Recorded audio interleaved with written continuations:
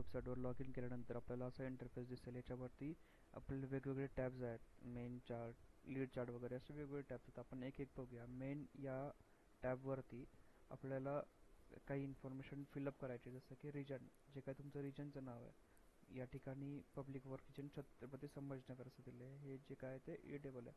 जे काय तुमचं नाव असेल, सर्कलचं नाव असेल, तर ते तुम्ही या प्रकारे भरू शकता. त्यानंतर तुमचं जे काही नेम ऑफ वर्क आहे ते तुम्ही नेम ऑफ वर्क याच्यामध्ये ॲड करू शकता. आपण सुरुवातीला एक्झाम्पल म्हणून कन्स्ट्रक्शन ऑफ सभागृह आपण एक एस्टिमेट तयार करतो आहे आत्ता. तर त्यानंतर याच्यावरती काही बटन्स आहेत, जसं की एडिट स्टॅम्प हे एक बटन आहे. याच्यामध्ये आपल्याला जे काही स्टॅम्प्स आहेत, प्रत्येक शीटवर येणारे जे काही स्टॅम्प आहेत ते इथून आपण एडिट करू शकतो.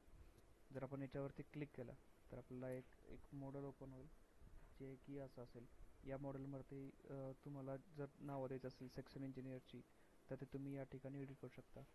तर हे तुम्ही नाव एडिट करू शकता. आणि त्याचप्रमाणे जे काही स्टॅम्प्स आहेत ते स्टॅम्प्स तुम्ही या ठिकाणी एडिट करू शकता.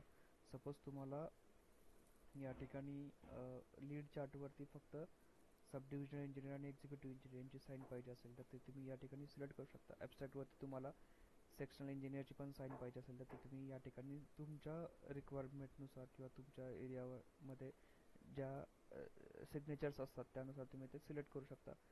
कन्झम्पशन चार्टवरती तुम्हाला SE सर्कलची गरज नसेल तर ते तुम्ही कॅन्सल करू शकता.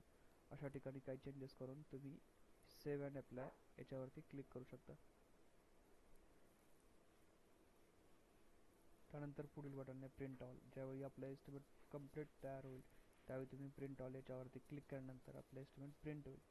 त्यानंतर एक्सपोर्ट एक्सेल. जर आपल्याला हे एस्टिमेट एक्सेलमध्ये एक्सपोर्ट करत असेल तर तुम्ही याच्यावरती क्लिक करू शकता.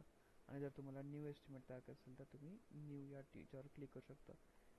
तुम्ही जे काही एस्टिमेट सेव्ह केलेले आहेत ते तुमचे एस्टिमेट इथं दिसतील. आणि जर तुम्ही तयार केलेले एस्टिमेट तुम्हाला सेव्ह करत असेल तर तेही तुम्ही इथं सेव्ह करंट एस्टिमेट सेव्ह करू शकता. आणि तुम्हाला एखादं एस्टिमेट सुरुवातीला केलेलं तुम्हाला जर लोड करत असेल तर तुम्ही या लिस्टमधून क्लिक केल्यानंतर तुमचं एस्टिमेट या ठिकाणी लोड होईल. तर हे झालं मेन पेज.